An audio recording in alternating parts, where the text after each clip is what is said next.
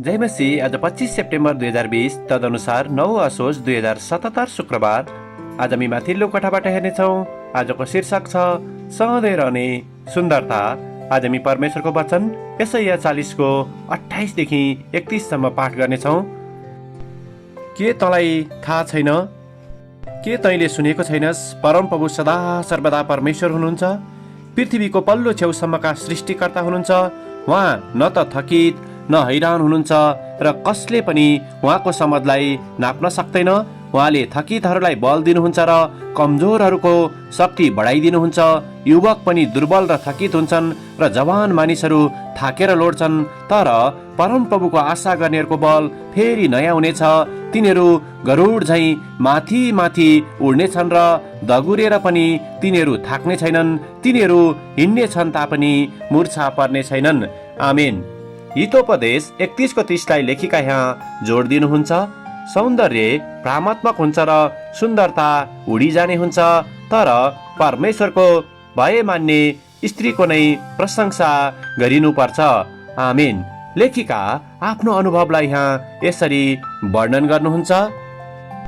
मलाई स्तन क्यान्सर भएपछि मेरो जीवन साँच्चै विगतको जस्तै सामान्य रहेको छैन। जब म आफैलाई ऐनामा हेर्दछु तब मलाई त्यो दृश्य निकै भयानक लाग्दछ र मलाई मन पर्दैन। मलाई लाग्छ कि म 10 वर्ष चाँडै नै बुढी भएँ। मेरो कपाल छोटो र पातलो छ र मेरो आँखी भाउ हराइसकेका छन्।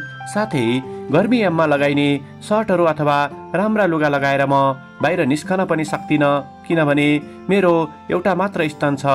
केमोथेरापी र अन्य उपचारको कारणले मेरो यो हाल गर्नेछ भनेर मैले यसअघि जीवनमा कहिले सोचेकीसम्म पनि थिइनँ।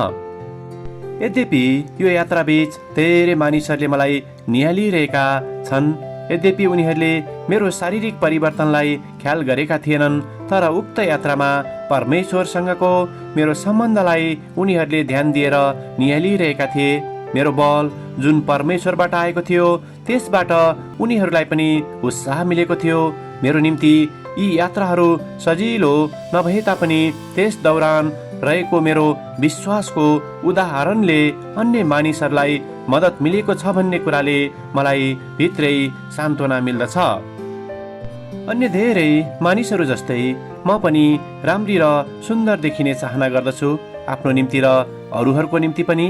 तर परिस्थिति र उमेर ढल्किँदै जाँदा मैले आफ्नो शारीरिक अपूर्णता भन्दा माथिको कुराहरूमा ध्यान दिने कुराहरू सिकेको छु। सायद आज म बाहिरबाट फरक देखिन्छु होला, तर परमेश्वरलाई खुसी बनाउने मेरो चाहनामा कुनै परिवर्तन आएको छैन। सुन्दरताहरू ओइलिन्छन्, तर परमेश्वरसँगको मेरो सम्बन्ध अनन्तसम्म रहिरहन्छ। आमेन। आजको विचार, आज म आफैभित्र ख्रिस्टलाई खोज्नेछु। प्रार्थना। प्यारो प्रभु, गाह्रो परिस्थितिहरूमा तपाईसँग बलियो सम्बन्ध बनाउनको निम्ति हामीलाई सहायता गर्नुहोस्, जसबाट हाम्रो र अन्य मानिसहरूको भलाइ हुँदछ। येशूको नाउँमा आमेन। आजको लेखिका सेरी पिकेट, क्यालिफोर्निया, अमेरिका। आजको प्रार्थनाको विषय स्तन क्यान्सर भएका महिलाहरूको निम्ति।